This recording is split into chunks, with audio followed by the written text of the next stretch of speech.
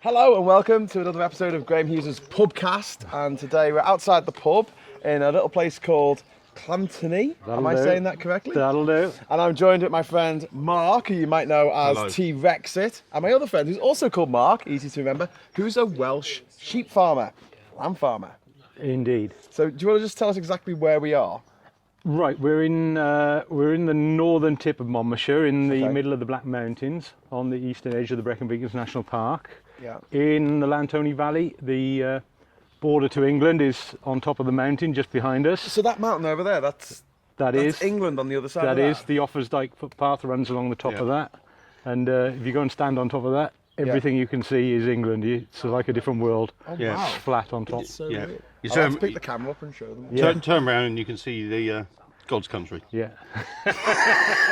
It really is a stark contrast if you stand on top of that hill. Yeah. The one side is level, green and fertile, and the other side is just black hills as far as you look. Mountainous. Yeah. Craggy. There be dragons. Dragons and whatnot.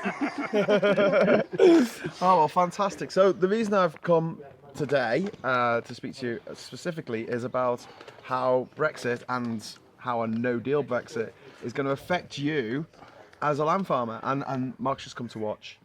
Pretty much. Yeah, I mean, where do you want to go? What do you want to know? Well, first of all, Wales voted to leave the EU.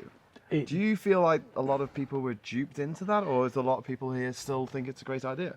First of all, Monmouthshire voted to remain, I should say. We were one of the very few parts of Wales. We're in Monmouthshire. We're in Monmouthshire, one of the few places that did. Although our MP is one of the staunchest leavers of the lot. He's a proper David Davis Jr. Yeah. Oh, the other David Davis. Yes. ERG member extraordinaire. One wasn't enough. Yeah. Exactly. No, I think. Wasn't it? I mean, and I've given it quite a lot of thought in terms of the farming aspect of the whole Brexit debate. I think you'll find that a lot of farmers, the common agricultural policy has been the central pillar of being in the EEC before and the EU since. Yeah. I mean, at one point it was over 60% of the budget of the EU spent on agricultural aid and subsidies, subvention and stuff like that. And basically every single aspect of farming has been infiltrated has been influenced by policy coming out of Brussels.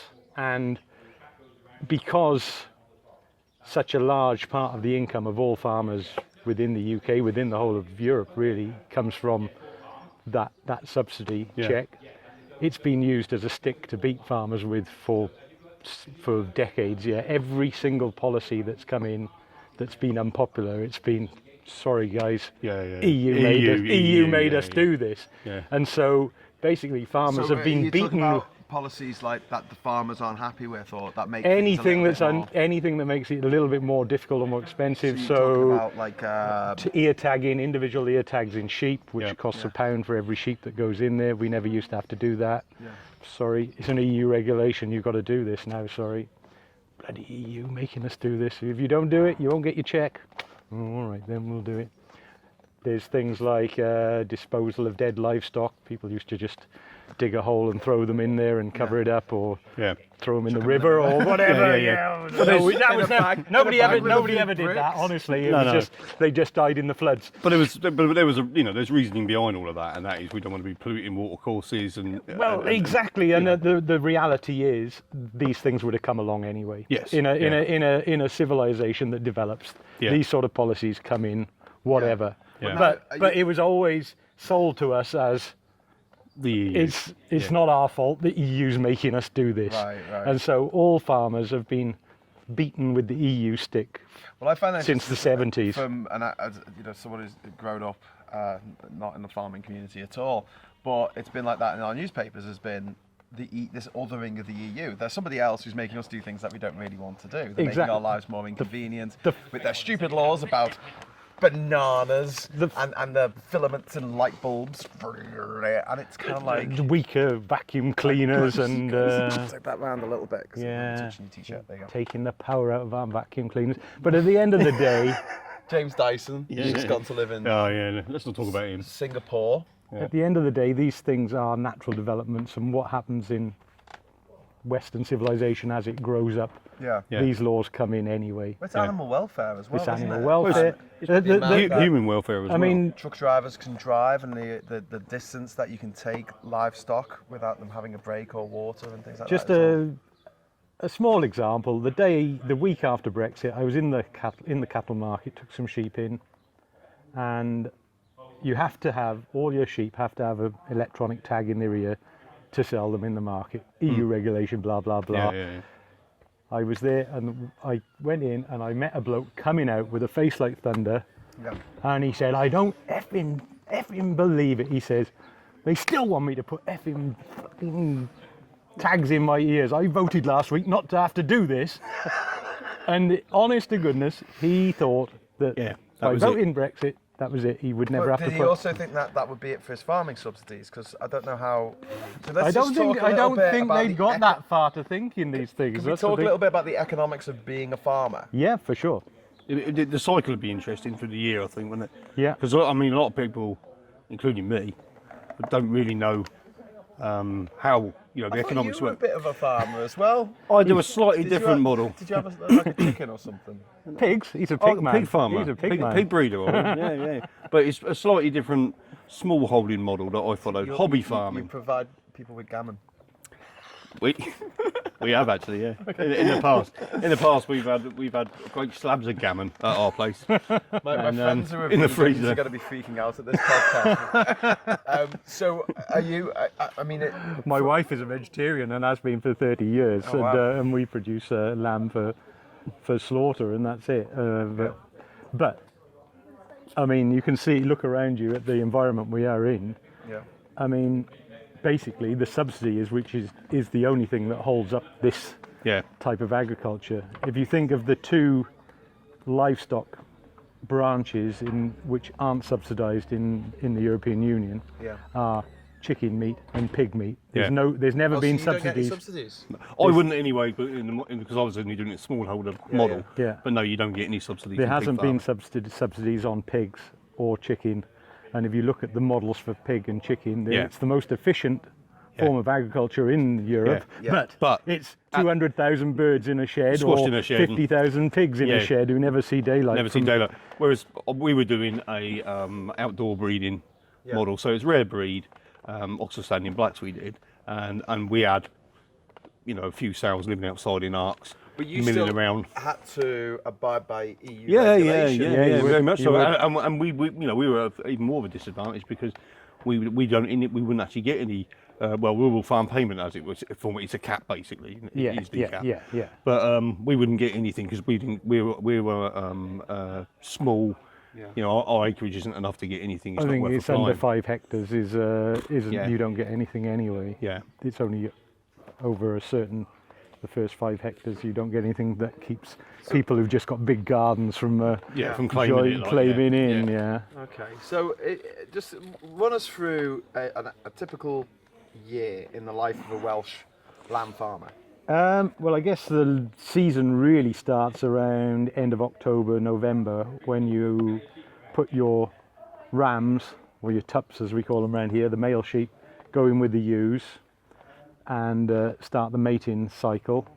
And so I mean, in this part of the world, there's a general rule: you put your rams in around bonfire night, the 5th of November, and then your first lambs are going to be born on April Fool's Day, on the 1st of April. It's a nice way of remembering it. Bonfire Day. Wonderfully pagan festival. It's about 147 days gestation or something on a lamb, so that works quite well. We usually put ours in about a week before that, so we start lambing about the 23rd of March or something. So the lambs are born around the beginning of... Lambs are born from the end of March, beginning of April. What are you doing between those dates? We'll be selling a lot of the previous lambs. Yeah. We sell up until, we try and get them all gone by Christmas, but it could be the first week of January. And by selling it, do you have a distributor? Do you just go to a market and say, here, my lambs? It entirely depends on the lambs. We try to, so the lambs are born, The lambs you've just seen back at the farm, the lambs have just been weaned, which means they've spent 12 to 14 weeks with their mother, suckling, taking the milk. From about the age of 5 to 6 weeks onwards, they get increasingly more of their nutrition from the grass. By 12 weeks, they're only taking about 5% of their need from the milk from the mother. So you take them off to give the mothers a chance to recover. They have 2 months then, 3 months without any stress. They get the condition back ready for mating again later in the year.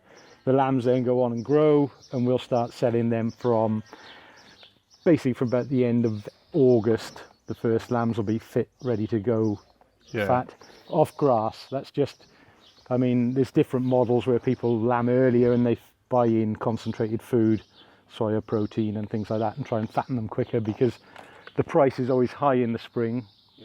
Because nobody's got lambs, because most of us are just having our lambs. So if you can have lambs ready to sell from April till June, it commands a premium. But most of us on a grass model are being born and still growing, so ours aren't ready until... What's a grass model as opposed to what, indoors? No, just buying in feed from somewhere else, where you're buying in energy. Basically. So basically you've got to offset the market forces on the lamb price versus whether it's worth buying in feed to feed them up, like. And that's your gamble. Isn't it, really? As far as I'm aware, and correct me, I've been wrong before. It'll happen again, I'm sure. People let me know in the YouTube comments. I said last week that Durham was the 3rd oldest university in the nation, and I meant England. Ooh. I got down the banks for that. Oh, I bet. Sorry, Scotland. I love you, really. I'm going to Scotland. I'm going to Scotland next. Actually, I've finally found someone in Scotland who actually wants to speak to me, which is great. Well, that was till last week, anyway. But yeah, as far as I was aware, that if you were a cereal farmer, it was very difficult to turn a profit unless you had subsidies coming in. What's it like being a lamb farmer without those subsidies? Impossible to turn a profit. Impossible to turn a profit. At the moment. And why is that? There's going to be people out there who'll say, "Oh, well, I do it." I do it. But I would say, in Wales they do this annual survey every year from Aberystwyth University. They do benchmarking trials, and they get all the data in. And basically, even the top producers are still wouldn't be profitable without subsidy. But in the bottom quartile, those people basically aren't making any money at all. And is this to do with scale? Because obviously you've got sheep farms in Australia and in America where they have these. It is scale on areas. some, but you've got to remember that the UK is a small island with a lot of people. The land prices here, which dictate at the end of the day, the bottom line on every agricultural produce, every bit of agricultural produce in the UK is it comes down to the land price, because although a lot of farms are bought and paid for, you've got to account for the price of the land in the production. If you wanted to go out and farm, you have to either pay rent on the value of the land or buy the land, and this UK being one of the most expensive countries in the world, land prices, also with the highest forms of regulation, environmental standards, and the density of population, which means you can't get away with not fulfilling all those regulations. If you go to somewhere like South America, you can do what you like. You could leave. You could have 10% of your cows could drop dead on the pampa, and you would never. Nobody would care. But here, if you have a sheep which is within 100 yards, drops dead of a footpath, somebody's going to be on the phone to the RSPCA if you don't sort it out. And there's legislation there saying you've got to move it within so many hours, because if a dog comes sniffing along and decides to eat it, then they can get all kinds of horrible things that they can pass to us. And then we're in a heavily populated country, so any disease like that would quickly pass through the population. Blah blah blah. So the environmental, the environmental controls are there for a reason. For sure. They're protecting us. They're protecting us. Primarily. Oh, that protectionist club, the EU. But this is what I mean, the one thing you cannot do, you cannot substitute. The 500 million people within the European Union are some of the richest people on the planet. Most of them. Yeah.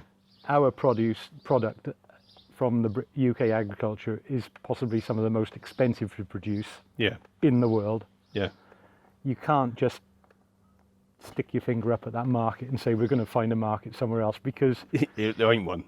it's just not there. Yeah. You've got to have the money to pay for our product. Yeah. Yeah. So we're moving slightly away from the cycle, but at the moment then because we look around in the supermarkets and we see, I mean, admittedly we do in Wales now, we see a bit of Welsh lamb, but predominantly though we're seeing New Zealand lamb and all the rest of it, which is a bit of an odd one. Well, it's not really odd, it's cyclic, isn't it? Yeah, It's cyclic, traditionally been that way because they've got the southern summer. hemisphere, so their lamb's ready, They're the other side. Yeah. Da. and it's always been. Because the world, Mark. It's round. It's round. It's not flat. Really? I'm not having it. Oh, mate. he's not having it. I'm not having I thought it. he would. No, people told me dinosaurs died out. We're this old. Is this an abbey? This is a priory? This is a Priory, priory. yeah, Mhm. yeah. And Mark wants to come back here with his ghost detecting crew. I do. Yeah. Night vision goggles. That's it. Yeah, Do you know that's what? another thing. I hear walking through a park with night vision goggles on is the sexiest thing you can do. But yeah, I ain't doing it No. later with you. Forget that. Let's not go there. Anyway, can we go back to the year? The cycle. The Yeah. cycle, Yeah. Yeah, so where were we? The lambs are born, the lambs have just been weaned. Now they're taken off their mother, so they're just going to eat grass now for the next 2 to 3 months. Yeah. And basically you're trying to achieve a lamb that is fit and ready to go to the abattoir. It's the reality of farming for lamb, Yeah. which is the breed we have, which is a sort of a Texel cross, a meaty variety, 45 kilograms, and then you take it to the abattoir, and because they're ear tags, they give you a report back. Each tag individually, it tells you exactly what grade the lamb was, Yeah. how much meat there was on there, and how you get paid for it. Yeah. Or you can take it to the market, Yeah. where you can sell it to a buyer. You don't know anything more than the name of that buyer, who he's buying it for, Where It it's could be going. where it's going. It could be Everything. going up to be slaughtered in Scotland, for all you Yeah, know. It yeah. might be on the next boat to France or Yeah, Spain, yeah. and still be alive, in 3 Yeah. days' time. Yeah, So you just don't know. Yeah. we don't like doing that. We like, because of the animal welfare, we like to put our lambs in the trailer, drive to the abattoir, which is 20 miles away, the closest abattoir we got. So you're using Merthyr from here then? We're using Merthyr, and that's it. But you'll always find a percentage of your lambs won't reach the specification that Merthyr are looking for in time, because Right. once the grass stops growing, the lambs stop growing. If you want to get them fat and ready to take on, you have to then start buying in feed, Yeah. and then that takes away from the bottom line. So you take them to the market as what is called store lambs, Yeah. Yeah. and then a farmer who lives down by Newport, who's got grass like this, will buy them as store lambs, and he'll take them for another 2 months, and then he'll sell And he'll them. bang them on. He'll bang them into the abattoir then Yeah. in 2 months' time. Yeah. And it's a traditional way of doing it. In years gone by, almost all the lamb produced in the hills of Wales would have been sold as store That's lambs. store. Yeah. Okay. But Yeah. I often wondered about that because I didn't know that. I didn't realise either that Merthyr had a criteria for weight, and if you didn't make it, then you'd be yeah, coming they back want with lambs 15 to 21 kilos dead weight, Yeah.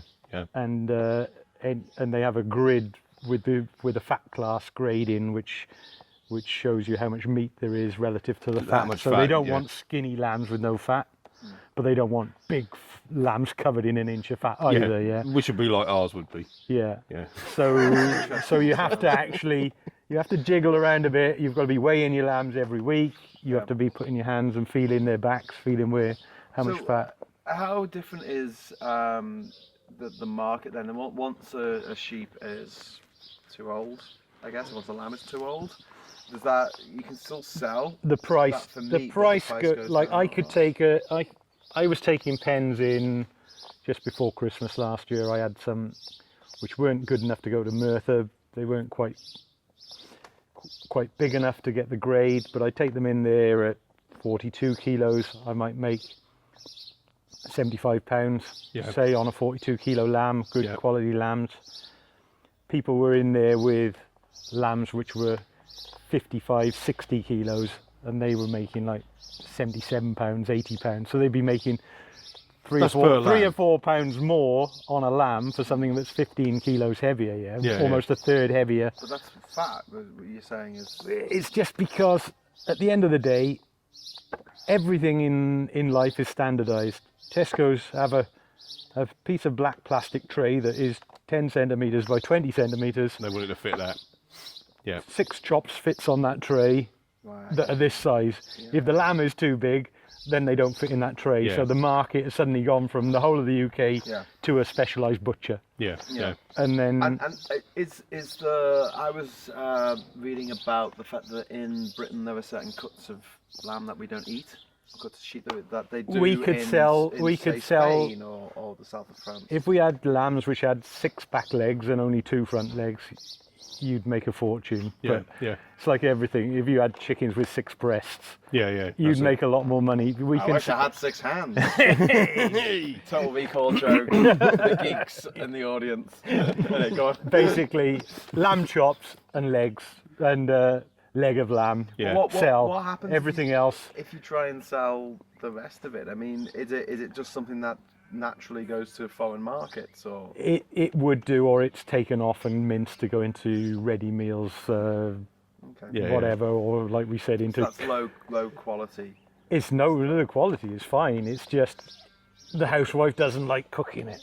Yeah. Basically, shoulder So of lamb. it's shoulder- That's very sexist. very consumer. Oh, no, you know what I mean. Or house husband. Oh, house yeah, husband. okay, Yeah. house husband. You know what I meant. culinary house expert. Hey, marriage is slavery. This is the whole institute. You can edit that out.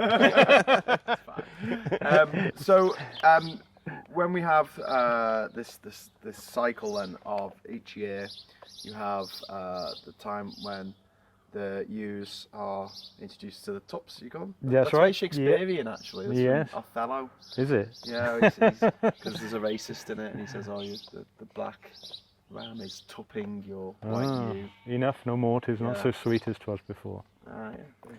I like the fact that Shakespeare had a mixed marriage. I didn't know, actually, because growing up I always thought a mixed marriage was always someone who was black who married someone who's white. But if you go to Northern Ireland, I found when I went to Northern Ireland last year that actually if a Catholic marries a Yeah, Protestant, but that would be a mixed marriage. that's as a well. mixed marriage. Really? So my Yeah. great grandfather, my great grandfather, Yeah. both came from Ireland and married, and my great grandmother was a Protestant. and Right. my great grandfather.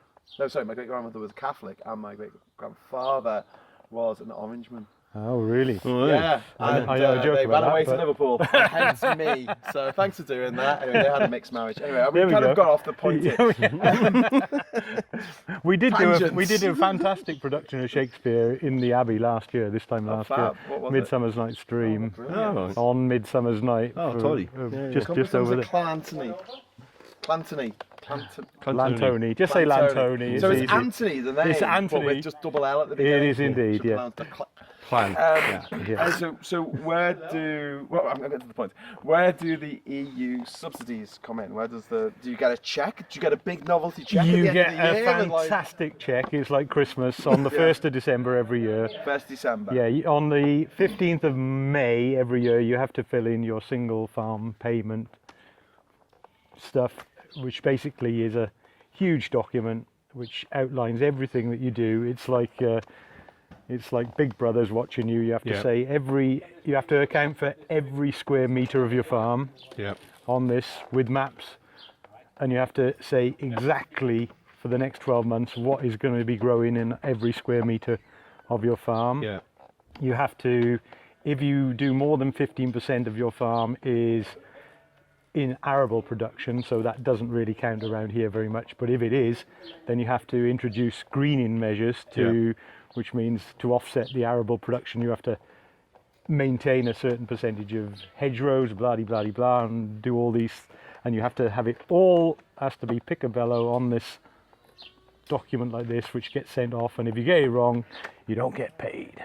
What? Yeah. That's it. There's no appeal. Oh, there is appeal, or there's penalties for, and if you get it in a day late, there's penalties. I can see why that gets up people's noses. It is so. If you like, it but is so difficult. Billy I mean, Elliot, but a farmer. Do you know what I mean? It's like, I just want to farm. exactly. You know, I mean, I forms. I'm fortunate. I've had an education and done stuff in the past, and I find it onerous and difficult to do. I mean, there's Is farmers this out here comparable with doing a tax return? worse, Is it Well, oh, yeah, far way worse, way because worse, your annual income is dependent on you getting it right. yeah. Basically, you can't afford not to get it right. do they give help? I mean, do they have... A lot of people pay others to do it for them. There are people who just, that's all their job is, going around filling in those farms. Effectively an forms. accountant, after a fashion. It's usually the same people who do the VAT for the farms. Yeah. They go around every 3 months and do the VAT returns for them. So I know you're pro-EU, but how do you feel about that? I mean, do you think that there's a better way of doing it? I mean, do you think it's necessary?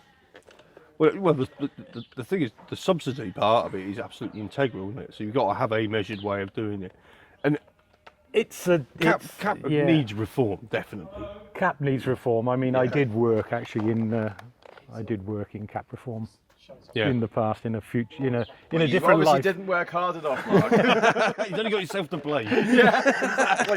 Now after practicing, it's all your fault. 5 years working in Germany on this stuff, I thought, bugger it. I'll go back to the farm. Yeah, you can take the man off the farm, but the farm you can't. Yeah, exactly. Well, I mean, okay, so let's talk about that for a little bit then. I mean, what would be a way of reforming it that makes it more equitable, fair? I mean, it's a difficult one because literally everybody's become so used to paying the price that they pay for food. I mean, there was a time when people were paying like 40% of their income was just going on food, but now it's something like 8% or something like that. Yeah, and that's effectively where we've got CAP is because food the consumer. is amazingly cheap in this It country. is. Exactly. But because of the CAP and because of industrial factory farming, which isn't CAP supported, so 200,000 chickens in a shed or 20,000 pigs in a shed, which is the unseen side of farming, which isn't supported. Interesting. So CAP is just there for the farmers like you who CAP is there for the visible side, really, of farming. If you see it, then it's probably supported by CAP. If you see cows in a field, then that's CAP. I could take you around here, and I could show you the non-visible side. So that's your broiler system. Chickens, which around here, I won't mention the name. Used to be dairy. Dairy never used to be supported by. When they were running it all on inside systems. Yeah. Well, just explain that to me and the audience. Well, not inside system, but dairy farming used to be profitable. Yeah. And it never. So, but too profitable. There was a huge glut of milk produced. Oh, this is the milk with the butter mountain and all that thing, isn't it? That's when we used to have butter mountains in the EU. And so the EU brought in quotas then to reduce the amount of so that milk. Farmers would farm other stuff, right? Yeah, well, but again, it's always using a hammer to crack a nut. Yeah, using a sledgehammer. So look, one of the big problems that I have with the way that Westminster runs the nation is that they have this fixation on a one-size-fits-all model for education, for health, for transportation, especially, which drives me mad.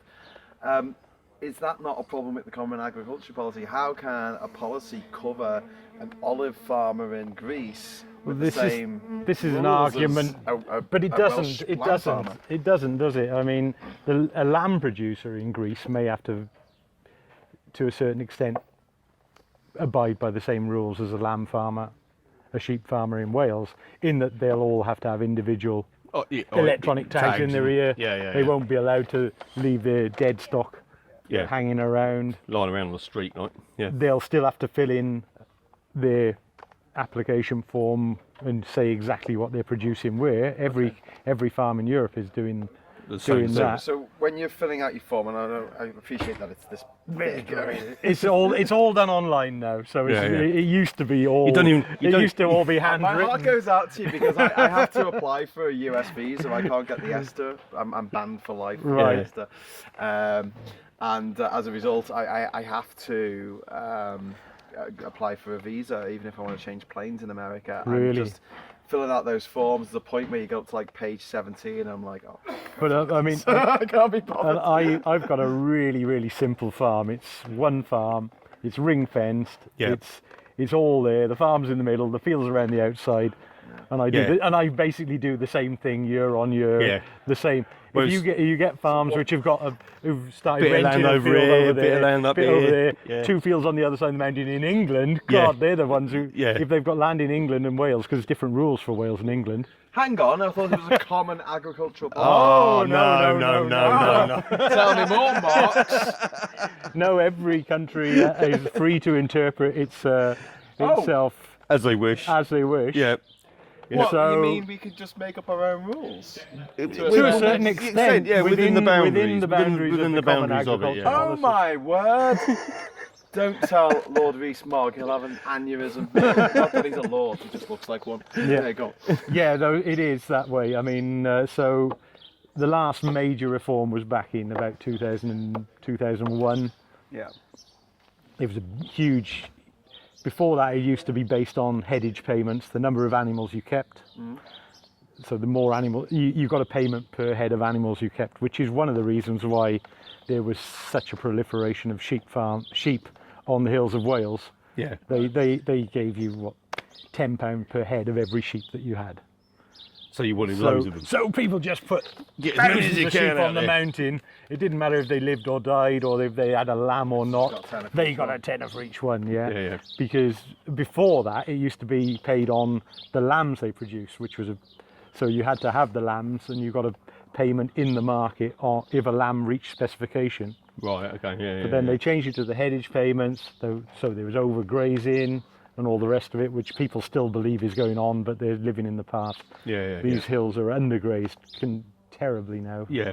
The whole of the country is undergrazed on the mountains because basically it's a shit job Yeah. grazing sheep on the mountain. Somebody's Yeah. got to do it. Yeah. You bung them up there and you don't know how many are going to come back. Exactly. Yeah. And it's hard work. They just die. Well, they die, or your neighbour takes them down the other side of the mountain and they're Someone gone. buggers off with them. Or somebody drives, not necessarily your neighbour, but somebody comes up. Who knows? Yeah. We got halfway through this podcast with a sheep without a sheep shagging joke, but I managed to get one. I did notice it. I was going to move past Just it. move back, but sorry, I apologise. I'm sure it won't be My the last. nephews are Welsh. We laugh about it. Anyway, but yeah. So, how when you're filling out you got all these forms to fill out. How is it eventually worked out? You say it used to be that it. Well, it used to be £10 on a headage. Then they said, right, they diverged. The Welsh system said, we're going to base it on the area of your farm that you farm. You'll get a payment per thing. But to determine how much you're going to get per area, we're going to base it on how much you were getting before. Previous, yeah. On the number of animals you had. So it would be roughly comparable, which worked great for those people who had hundreds of cows stuffed in a shed for only a few acres outside, because they got a huge payment taken from the headage and transferred onto a very small area. So they might have been getting £1,000 per hectare if they had lots of. Whereas if you had like a small situation now. Well, no, and they said we'll do that for so long, and then we'll work gradually. No, they did that for 15 years. Whereas in England, they said we're going to switch straight over to so much per area, and it's going to be the same everywhere. And then, and all the farmers who are pissed off about that, we're going to blame the EU. The people in England, in England were pissed off because they weren't getting the same money that people in Wales were getting. Wales was all the EU's fault. Oh, of course, it was Yeah, the EU's fault. yeah. And then they've just done a new thing here, and in Wales now they've introduced a thing a couple of years back that if you've got more than 3 trees in a clump on your farm, so basically if you look from above on the satellite pictures, which is how they map it all, if there's more than 3 They're trees, watching us on satellite. oh yeah, Yeah. if they map 3 trees touching, then they take that area off your farm and don't pay you anything for it. That's really stupid. Even though on the ground the grass is growing and you've only got a trunk of a tree that this big. But don't we want trees? Aren't trees good? Don't we need more trees? Exactly. But that's only in Wales. Wales is the only country in Europe. Oh, so that's a Welsh thing. That's It's not only- the common no, agricultural no, policy. That's not the EU. No, that's only Wales has adopted that. So Wales can make its own rules over its. Of course how it does can. things of agriculture. Yeah, they introduce a small number of, Wiggle room. and it's What the about same. your, It's the same with abattoirs. I mean, Yeah. the abattoirs, all the small abattoirs in the UK have had to shut because of an EU rule that says in order to slaughter animals you have to have a vet present Yeah. to do it. And so these small ones who are only killing 10 animals a day, they can't afford to pay a vet to come there. But if you go to any of the continental places, they found ways of getting around it. Yeah. Whereas in Britain, because it favoured the British model, which is huge industrial slaughterhouses rather than small local ones, they introduced that to the letter.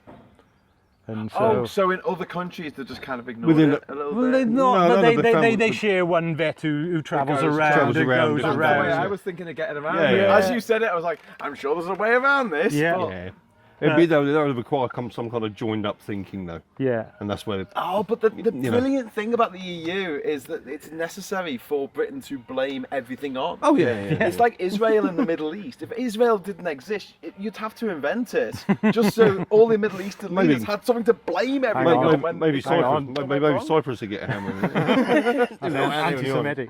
You're in trouble now. You mentioned Israel. No, look, mentioning Israel is not anti-Semitic. Saying the Israeli government are a gang of cockwombles isn't anti-Semitic. I'm afraid I think you might find it is. It's not.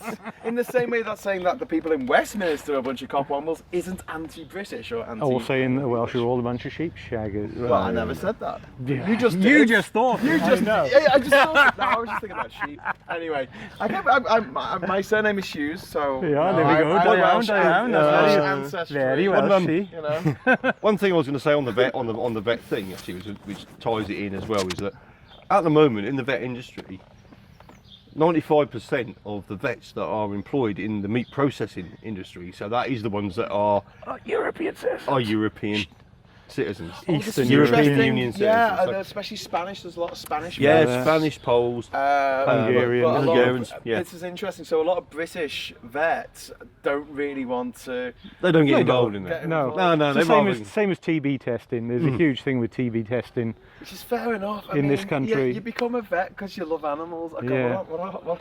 I feel Well, really, Well, you want really to, bad and you for want to use vets. your head as a vet. You Yeah. want to actually troubleshoot, don't you? Yeah, yeah. Whereas Yeah, but lots TB of vets testing is spend their whole lifetime just you could killing animals. TB test. I could TB test. It's just going around sticking a jabber in a cow, coming back a week later and seeing if there's a reaction. But it's got to be done by a vet. Yeah. And Therefore, it's done by British vets don't want to do it because Yeah. they could be thinking for their job. So Yeah. Whereas it's done for 2 years by You know- somebody who's just qualified in Spain or Exactly Poland. It's a nice little. it's It's nice a deposit money. on a house for them when they go home. Exactly that. Job And so, done. and They're not going to do it for long because it's a shit job. And yeah, exactly. And who can fault them for that? I mean, you know, we've got there's the hole in our market. Yeah. We need to fill it. Yeah, But how are we going to fill it yeah. They come when here. everyone thinks I'm not going there anymore? They're not very welcoming, are they? No, exactly. So there's another issue with our meat processing. Okay. So when we come on now, we might as well get onto this bit now. What's going to happen? At the moment, we're in a free trade situation, and as I recall, the I bulk was of going it. to come around to this after I came back with another round. Oh, we Yeah. can do that. Yeah, I'll do that. No, when you just sit We'll here talk amongst looking at the ourselves. camera, well, You can press pause. Press pause. I said to Mark earlier, I was like, I can't be bothered editing these things. It just takes too long. You can press the So- pause button. Yeah, I And then can. we can I have a I'll watch this comfort back. break. I'll watch this back, and you can. I can check that you kept talking about interesting things. You've got to that take the people- bit about housewives out. Yeah, you got to edit that bit out. 'Cause we have to find some kind of klaxon noise or something So I'm like that. making a political podcast, but you're not allowed to be controversial. Don't say anything controversial. Don't make a joke. No, No, don't make a joke. No, Comedy is not welcome here. But yeah. So just before I go and get another, you Welsh? Yes, please. Yeah. What were you on? Cider, Snail Cider. Beach. Yeah. Okay. So before I go, you can then explain to Mark what it's like for the process. You filled all your forms out. You've got this big stack of things digitally, so it's not reality, but and then it's gone off. And do you get a thumbs up? You get a huge confirmation email come back with a PDF file of 40 pages outlining that you've done it all and What you said. Yeah. and basically that's it until the 1st of December comes around when you see how much you get. You don't know Does until the 1st everybody of get December. paid on the 1st of December? Yeah. So you well, put okay. So 90%. Yeah, yeah. They try to aim for 90%. If there's any problems, if you've generated issues yeah. with your form filling, like you've said you're growing something which you weren't growing the year before, or you've put the field down is half a hectare too small compared to what you said it was the year Previously, before, yeah. it'll throw up a hissy fit with the computer, and they might then come round and do some checks on you. And if there's any checks and things outstanding, you won't get paid. So it can drag on then afterwards. Yeah. But if there's I nothing's can probably be changed, pointing out the obvious here. I'm asking you to point out the obvious, Yeah. but just tell Mark while I go get another round in. What are you going to do if December the 1st comes around and you don't get that? Well, the interesting thing there was you were saying that you've gone there. Yeah, I'm great news. You put the form in May, yes, but you don't actually know what you're going to get until December. nope. So that's pretty much 6 months. And No, of it's 6 course, months. it depends. It's based on the currency exchange to the euro, because Right. Okay. Yeah. we're paid in euros Yeah. on the 31st of September. Right. Okay. If you follow the currency exchange rates, you'll always notice there's a dip in the value of the pound on the towards that time, because it means they don't have to pay as many euros to the UK. Sure. Yeah. Okay. I can see that one. Yeah. But yeah. So obviously, then We're getting 10% more since Brexit vote as the pound's tank, as the pound has tanked, Yeah. just because we get you're getting paid in euros. get paid 10,000 euros or whatever it is. Yeah. Okay. Which is worth £9,000 So- instead of £8,000. So It's great. great. So are the UK government then banking that because the pound's going to tank so far, it's going to make up for the 40% tariff increase? There definitely was an element of that in Really? in the thinking that if the pound tanks enough, then our exports become increasingly competitive into Europe Yes. against their own. Yeah. But Because- all right, great. I can see that for yourselves or for farming, but that isn't going to work for everybody because the pound's tanked, so that's going to affect other bits of the economy. Well, it makes, because we don't produce any raw materials anymore. Yeah, exactly that. Yeah. I mean, farming in this country is dependent on imports of soya, imports of fertilizer, imports of machinery. We've got very little machineries made in this country anymore for agriculture. Yeah. So all those things suddenly costing 20% more. Yeah. So Or it's plus tariffs. Plus if, the tariff. Yeah. if there's tariffs on there, the exchange rate's gone up, plus any tariff on top. Yeah. So you're paying. So basically, your outgoings have increased due to the tariff increase. Yes. And your sales have. Well, no, our outgoings have increased due to imports of raw materials, goods. What we need being more expensive. are more expensive. Yeah. Because the pound isn't worth as much, and there's probably tariffs on those things coming in. Yeah. Okay. And then our goods going out, if they are subjected to a tariff, are. Yeah. Although there's maybe some advantage in the pound being low. Yeah. If they bang a tariff on it, it's not going to make up for it. It ain't going to make up for that. And you've got to find a market. Yeah. So at the moment you're exporting, and I know Wales as a whole, I think 65% of our export market is to the EU. Yeah. I'm not sure what proportion that is, specifically agriculture, but as my understanding is we export a hell of a lot to. Oh, there he is. Diolch yn fawr. Diolch. That's yours, Grol. There, and my new friend. Oh. Thank you very much, sir. Thank you. Sorry to drink it. Cheers. Yeah, so so as I say, 65% of Welsh export at the moment, the total market that is to the EU. Yeah. I'm not entirely sure what Say that again. 65% of Wales export market is to the EU. So it's significantly higher than England's. You've moved on, because I was still talking about what we would do without the subsidies. Did you cover all that? Well, no, we haven't really done that. We haven't, because what we were talking about was tariff increases, and you know what's going to happen. And Mark was saying, because it's paid in euros at the moment they're doing all right, because the pound's tanked a touch. We get paid in euros. They get paid in euros. Our agricultural subsidy is paid at a euro rate. So, say for example, my subsidy comes in at £10,000 a year. Been great for you. So far. It's worth 20% more now than pre-vote. My subsidy. So someone's doing all right out of Brexit, aren't they? I mean, nothing has really changed. Just the effects. The exchange rate. Let's just countenance that, because all that's happened is there was a vote, We haven't actually changed. We haven't left. We haven't gone anywhere. So it's just basically the speculation on the pound is what has led to that your advantage at the moment. And that is that at the moment. And that's very unlikely to be sustainable moving on. And moving on, you're not going to be paid in euros because we don't know what you're going to be paid. Of course we're not. So, if we leave with no deal, what are you going to do? I mean, do you still get paid? Is that still a contract thing that is still going to go ahead? The rumours coming out of. I mean, at the end of the day, Rumours. rumours. You can't live off rumours. Exactly, you Well, can't. But you can't plan. I know the thing with farming is you've got to plan years in advance. Like Yeah. we said, we've got to put the tups in November you're 6 months to ahead. sell something Yeah, in December, 12 months later. Yeah. yeah. So it's not like You can't just go we like can't that. just change our mind in the middle of the year Yeah. and say, oh, Bugger it. sheep meat's not doing any good, I'm going to switch into beef. Yeah. Because that's 3 years for beef. So at the moment, our man, Mr. Gove, is basically guaranteed He has. to maintain the cap payment at its current level Yeah. until I think it's 2021, 21, I think. or it's, the end of the next the end of this Parliament. So throw a general election into it. That's the end of the Parliament. Oh! Well, that stuffs you, doesn't it? Yeah, it puts a as you were saying, you want time, you need to plan, you need to know what's coming along.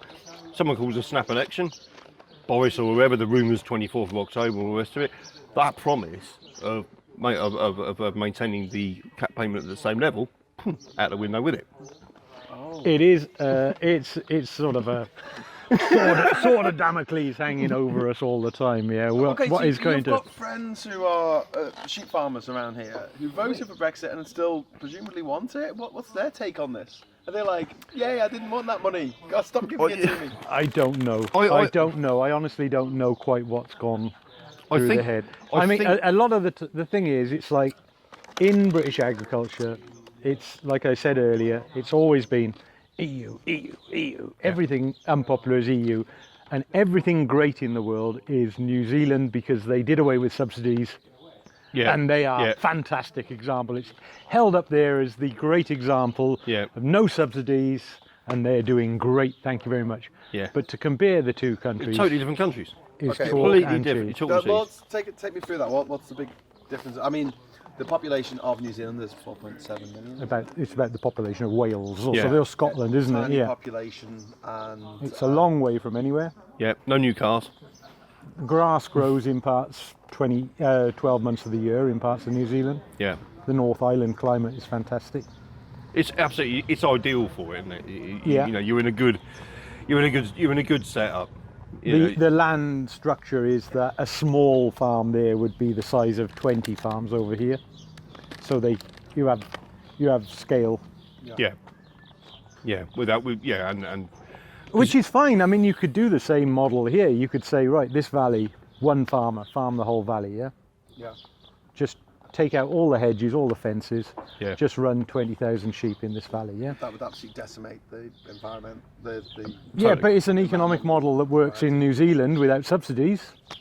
That's what they're aiming for here. Yeah. What it doesn't account for is the fact that in this valley you might have 20 farming families who've been here for generations, who are the heart and soul of the community. exactly that. That hold together, we're the glue that binds communities. Yeah, you're killing the community. You can do away with that and just have one farm and 100 holiday homes. Depends what you value more. Which is it profit or is it? And do you in a national park like to see small fields, But sheep this is grazing quietly, exactly- this is pastoral green? Exactly the thing, though, isn't it? I mean, we said you just touched on it there. You know, you go, oh, we'll have one massive farm, or we'll have 100 holiday homes.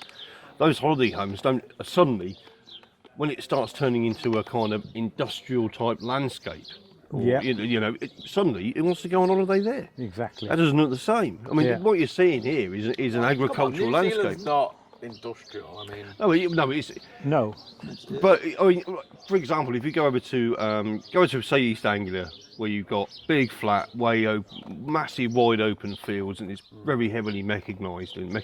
Go up to the Lincolnshire Wolds or something like that. So that hasn't got. I mean, I'm not dissing the place, but you haven't got the same level of character. And I think if you went back, say, 40, 50 years, that landscape would have significantly changed from what it would have been in a pre-mechanised or probably pre-war really, landscape.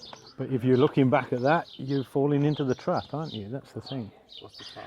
Well, yeah, well, The yeah, Brexit okay, yeah, trap. but you've Everything was so much better back then. Oh, it's so much better when we were getting bombed by the Germans. yeah. I think those comics that we grew up with 50 years ago have got a lot to answer for. Yeah. All the whizzer and chips and that. So, what's your contingency plan? What are you going to do? I'm luckier than most that I can turn my hand to a lot of things. Okay, so Yeah. comes October the 31st, Boris Johnson somehow has managed to get us into a no-deal situation. Yep.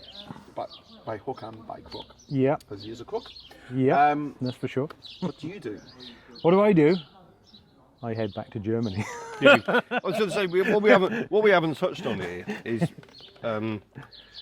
there's another aspect to this, isn't there? Another aspect to your life and how How Brexit? Are you actually German? No, but my wife is. Like Nigel Farage. Yes, indeed. Do you not like people talking foreign on the train either? Like if they're not talking Welsh, you're like, stop that. No, it doesn't bother me at all. German is the language of choice in our house at the most of the time, at least when she's shouting at me. when she's telling what you got There's doing. no language in the world better to shout at than German. Exactly. No. Yeah. Yeah. You know you got to do something. Yeah. But no, I mean the interesting thing, from my point of view, not particularly pleasant for you, is that you felt the need to, and you've been with Birgit for many years. Yes. Living in sin, you dirty. Yes. Yeah, Yes. much the same I as. would never do that. No, I would 24 years together, and then Brexit came along, and within a few months You felt the need to marry. we tied the knot and got married. Yeah. Just because there is so little That is literally certainty. a marriage of inconvenience. It is. I mean, God, don't I regret Why it do I now. have to do this? I mean, but for me, that is just. And I don't want this to come out the wrong way, but that's like the ultimate insult in your human rights, that you've been forced to marry That woman you love. the woman you The woman love. you've loved and chosen to Because- live your life together with, and now you have to marry them? God, Because Brexit. all because of 17.4 million people voted for a fucking dream. Pie in the sky. Yeah, sky dream. yeah. Yeah. So- it automatically edits out the word. Does it? Edits out the word fuck if you put your hand over your mouth after saying it. It's only going to get worse on the second one. Yeah. I'm doing another one after this. Yeah. Yeah. Oh yeah. So, you've got a plan then, which is I don't run away. run away. Let- No, let no. get- Are you going to sell the farm? Come on, logistics. No, we're not going to here. sell the farm. I mean, if worst comes to it, we will just cut down production to a level that one of us can actually manage with a little bit of input from the other one at busy Yeah. times. And one of us will have to go out and To work. to work, Which get a job, Because even if it's part farming time. isn't working. Well, that whatever not money, a proper whatever job. money would come in from, you just topped up from subsidies to Yeah. support that sort of extensive agriculture. Yeah. I mean, a lot of people are working that model now, aren't they? A lot of farms, if they've had to take on extra debt through expansion, buying in new land and things Yeah. like that, the wife has to go out and work, Yeah. or the Yeah. husband's One doing a of them. contracting job somewhere else. Yeah. There's very, very few farms where both people are employed full time. and maintain on it. Without the EU subsidies, do you make any profit at all? Profit. Profit. What's that? That's a dirty word. Don't talk about that, man.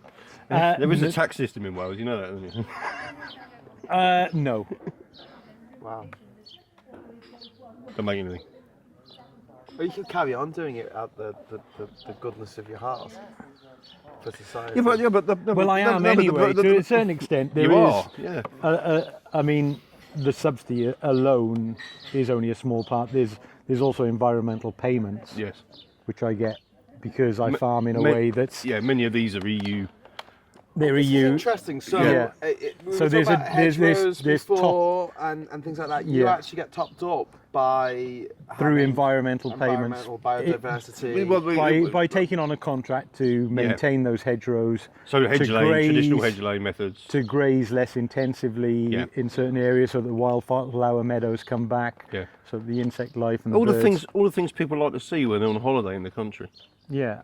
But It is a contract between me and the society. system of Welsh Yes. farming shouldn't be based on what English It's- people like to see when they're on I holiday. didn't say they were English. I just said they were on holiday.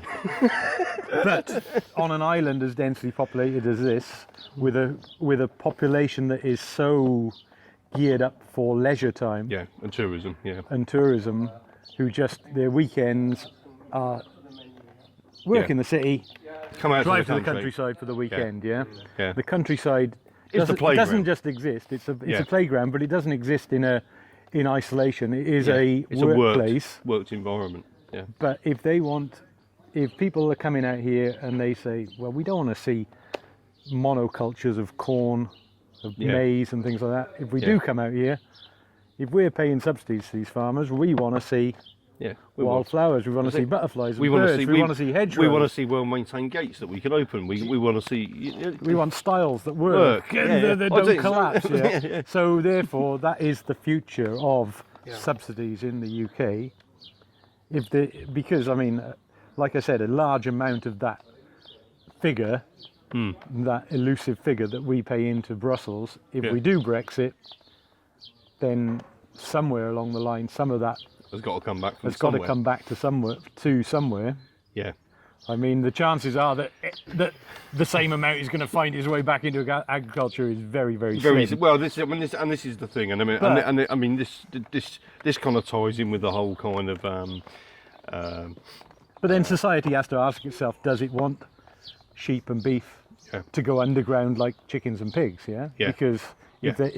if you Go can't, underground. I've seen like some dealer in the alleyway going. Well, no, it but- is. But going no, into but the you'll sheds. be- chicken. you'll be- When was the last time you saw a field of broilers or a field of pigs? Very rare, very rare. Because it's all- Gloucester M50, you see a field of pigs. It's all undercover. It's all undercover. I mean, really, that's what you're talking Cattle. about. When did you last see a big field of cows? To be fair, they're getting less and less and less Yeah. I live in because Durham at the moment. they are There's going quite- indoors. there's quite a few cows around Yeah. there.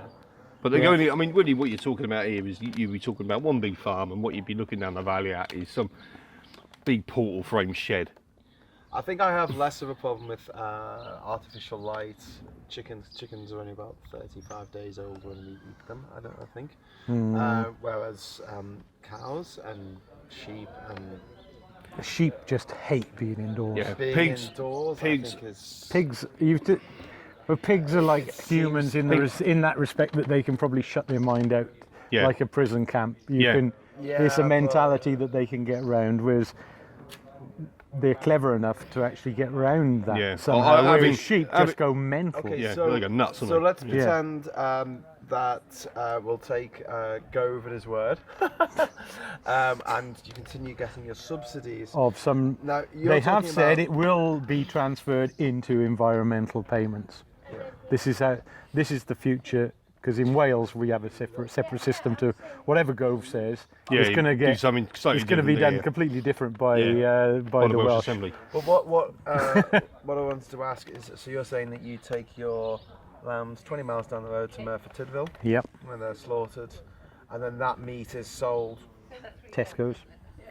But it's not all sold in the UK, is it? Isn't there a certain percentage of that which is probably going to go abroad, or?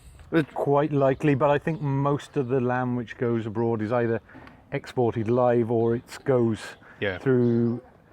I think Kenilworth up in Northamptonshire has Yeah. a big I've- abattoir which exports lamb on the hook into Yeah. Europe. I can't remember what the figure is, but it's a significantly high amount of Welsh lamb goes into France. Yeah, France was our biggest buyer, Yeah. Okay, so and Spain. no France and Spain. deal Brexit. Yep. WTO Yep.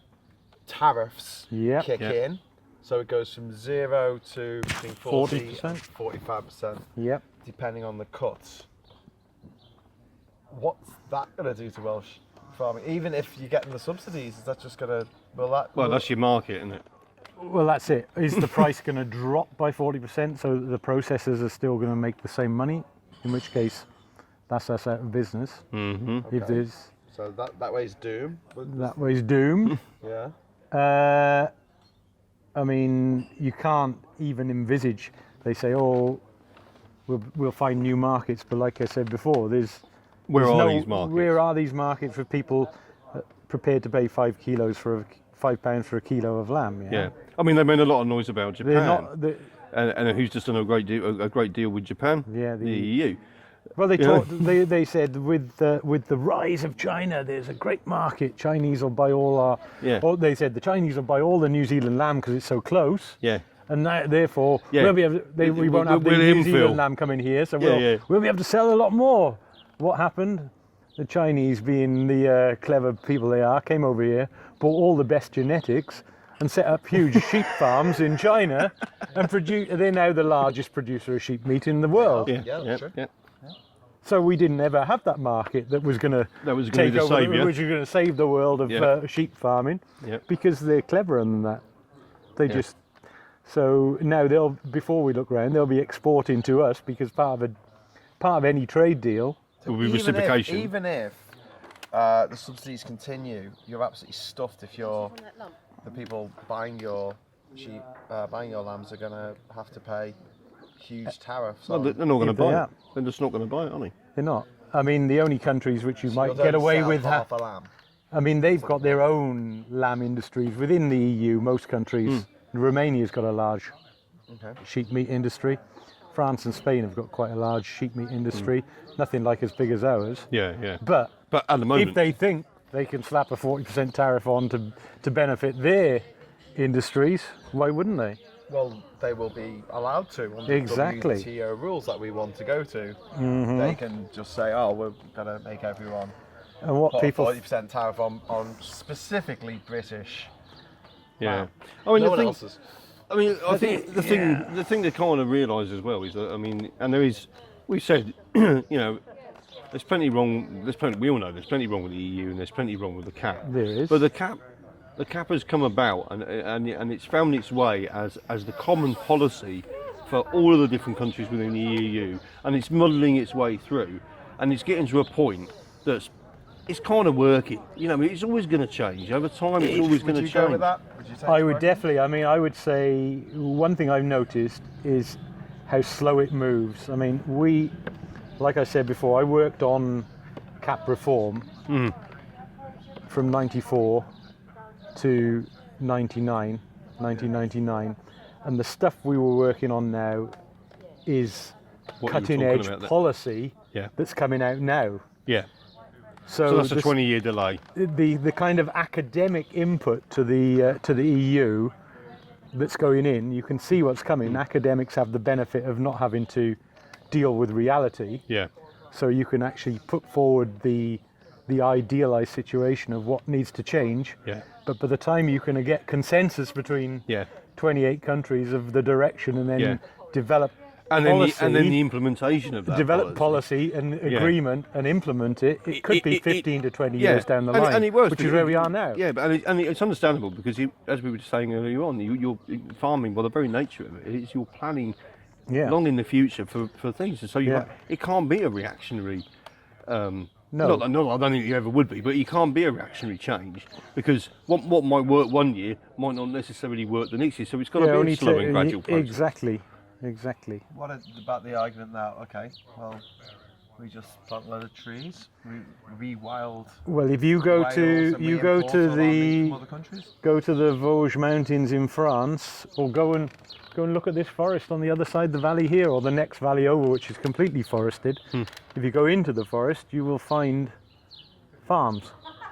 The trees grow there, and if you walk along through the trees, you'll come to a stone wall or an old hedgerow. There's the old farm. Then you'll come to an old farm. This is the natural progression of when farms cease to become economically viable. Yeah, they pack Trees get planted over the top of them, which is then the argument: is that what you want for the whole of the Lake District, or the whole of Wales? Because these marginal areas are the ones which are going to struggle the most in the absence of subsidies. Yeah. They're the places which are most dependent, the marginal parts of the country. From Less- an environmental point of view, less favoured areas. rewilding, having those trees back here might be a good thing, but then what's that going to do to the customer? What's it gonna It's do a to the balance, British isn't it? You consumer? can say rewilding on the one hand, yes, let's plant those trees there, take away all that sheep meat from there. What do you replace it with?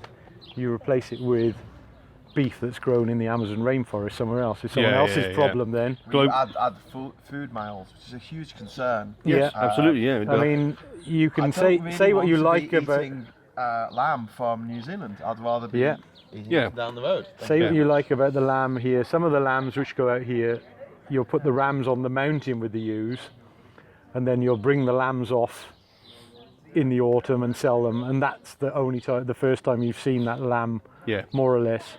Now, you can't argue that that has had dire sort of carbon negative effects on the world, like Mr. Mombier might say. But if you rewilded it and planted trees on there, that goes. But that protein that's produced from pure sunlight, nothing more, is now no longer is in the no world. longer there. That has to come from somewhere else. And so somewhere else. energy. You're talking energy. Everything is energy. Energy is everything. We can't eat grass. Although there was a guy outside Parliament, a Brexiteer, who said, "I'd rather eat grass than stay in the EU." I think you said smoke it, didn't he? Yeah. No. If it means I have to eat grass, it was like the thought. I love that. Energy is everything. Farming systems are only That's what they are. conversion Energy of sunlight transference. into food. Yeah. Whether it's grass, whether it's animals that eat grass, whether it's And crops, and if it's areas where you can't grow crops, and you've got an animal that can eat rubbish grass like around here, which is exactly it. Isn't it? You know, I mean, this is the thing. We're not talking about prime agricultural arable land. It's crap. Which is why that's what sheep are on it.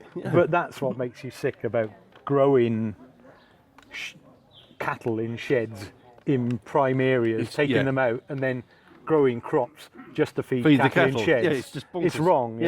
Feeding pigs in shed, feeding chickens in shed on soya that's brought in from it's been imported Brazil. from A lot of the deforestation in Brazil is cattle feed. I know exactly that. Yeah, exactly that. But less so in the UK, more so in the cattle lots in the US and places like that. Where they have these very large scale farms. Massive, super farms is what they don't actually. The cattle never graze. They're fed on lucerne from that's cut and fed to them in troughs, and soya protein just to fatten them. But it makes no sense, does it? It makes no sense to do it like that. No. If we get a great new trade deal with Trump, sorry, I can't say that with a I straight did face. just fart. You're right. Sorry. But that did happen, and suddenly we have all this amazing cheap food from America. Oh yeah, lovely. Come on, is this so we've got the subsidies, we've got the fact that to sell your product in another country there's going to be this massive tariff slapped on it, and then you got the threat from America, which is that they will flood our market with cheaply made, mass-produced crap that It's not even that cheap as well. No, to it's be not. fair, it's No. not even that cheap. I think it's a big threat, but at the end of the day, it's not even that cheap. I mean, my bigger worry would be how much of our exports are service-based. 80% of the 80%. Yeah. 80% of our GDP is service-based. Therefore, in the minds of the people setting policy and doing trade deals, selling, banking, insurance, things like that are far more important to them. So selling that into developing countries who don't have that advanced infrastructure of insurance countries. There are farmers in Chad that really want a great share portfolio. I'm saying if they can sell banking and insurance to Chad, That's what they're interested in. the only thing that Chad has to give us back in return for a free trade on that is agricultural policy for products. They're not going to suddenly Chad can't turn around and send us cars. All they can do is It's got to go through 2 other countries to get out of Africa. Exactly. they can maybe sell us lithium out of the ground and things like that, but they're not going to be selling all these developing countries that are going to be trading agricultural produce for services. But then in my we're into the whole environmental issue there, and we're back into the food miles. And again, I mean, Salad really, from Kenya. I think what you're saying, the transference of energy, and I think that's the most important thing here. Is like you're saying, you're transferring energy from the sun into the sheep, and then the recipients of that energy are us. You know? It makes sense to do that on your doorstep, doesn't it?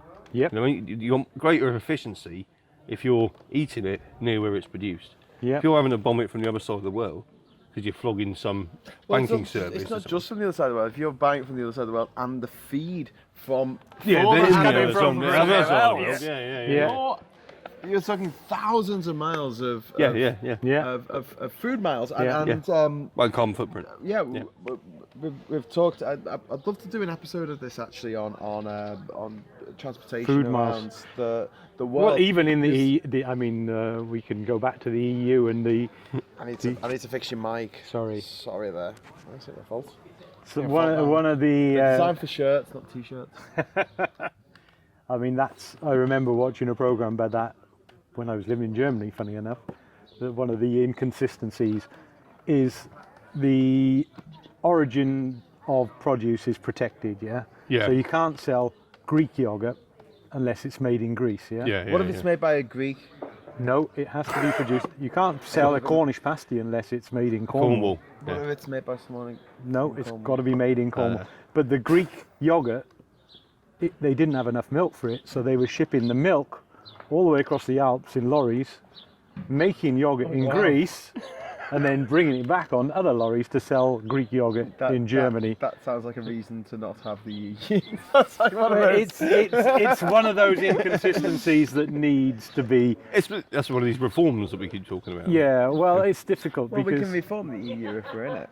Exactly that. You're right. 3 senior partners. Yeah, exactly that. This is what people it gets my goat when people talk about us and them. Yeah. It's not us and them. It's we us. are. It's We us. are the Yeah. EU. Yeah. Basically. We have historically we've had especially on this subject because we block vote with Ireland a lot, Yeah. don't we, on these kind of issues. And also Northern Europe. I mean, Denmark and Sweden and Finland. They do tend to go along a little bit with what we go for because Yeah. To and say that we've got no sort of influence. balances a little bit. Yeah. To say that we've got no influence there. We've Yeah, always but had. that othering, that whole thing. But it's interesting to speak to you, Mark, as a Welsh sheep farmer, who's saying, but what about the services? Do you know what I mean? We talked about next week. We talked Bless you. I have a lot of time. I spend a lot of time sat on a tractor. You can reading the all FC. you know the that financial industry. you know that all the great philosophers of the world were shepherds. Yes. Because they spent so much time on their hands. Yeah. Next week he's going to do a banker who's going to be saying, "What about the sheep?" What about the sheep? Okay, well, thank you so much for coming No and having problem, a chat with thank us you. and sharing a couple of drinks. Yeah. And next up, we're heading back to. We're gonna get I'm gonna pronounce this wrong, so I'm gonna say Brecon and Brecon and Radnorshire. Radnorshire. Yeah, we're gonna. Oh, it's just said that. It's just said that. Yeah, it's Radnorshire. Very English. It's quite, you can do that. No. Worcester or something where I'll just. No. I'll It's just quite. make a It's quite complete arse easy. of myself. No, it's quite easy. Alright, Radnorshire. I live in the bit that's easy to pronounce. Okay. Right, so we're going to go to Brecon and Canada. Radnorshire. Yes. And go and talk to our friend Gren Ham, Grenham. Yep. who is he used to be green, didn't he? He But now used to be. he's He used to be green. Plaid Cymru. He did used to be green. Green Welsh leader. Now he's Yeah. Plaid Cymru's energy spokesman. And we And need we're to talk about energy, and we need to talk about the by-election that's coming up on August the 1st Yep.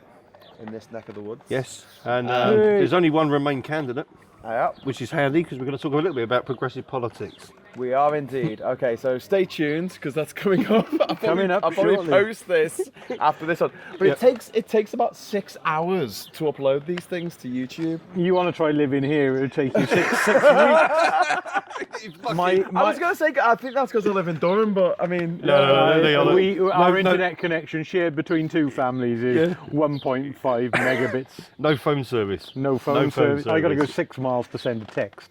Wow. Which is really useful when banks were bringing in secondary security measures, Oh, in the call. and they're sending you text, and Yeah, then you find out and say, "Well, don't do that because I haven't got any mobile reception." And they're like, "Well, what do you want about? Where do you live? Third world?" I said that. They said you're going to have a mobile call now for your confirmation that you've done bought something online. I said no. Forget that, mate. Forget that. Yeah, and they go, "That's all right. I'll tell you what we'll do. We'll text you." No. Okay, before we wrap up, on a scale of 1 to 10, how disastrous is a hard no-deal Brexit going to be for the sheep farmers in Wales? From a 10. A 10. Oh yes. Yeah. Okay, Yeah. great. Something that both of our candidates for Prime Minister of the United Kingdom have both said that is what they're Well, going they're going. to do. That's what they're heading It's a for. policy. Yeah. Okay, anyway, so on that happy note, Yeah. thank you very much, Mark. You're welcome. Thank you very much, other Mark. Oh, Yeah. thank you. And until next time, we have a little cheers here. Yeah. Stop Brexit. Stop Brexit. Stop Brexit. Cheers. Cheers. Bollocks to it.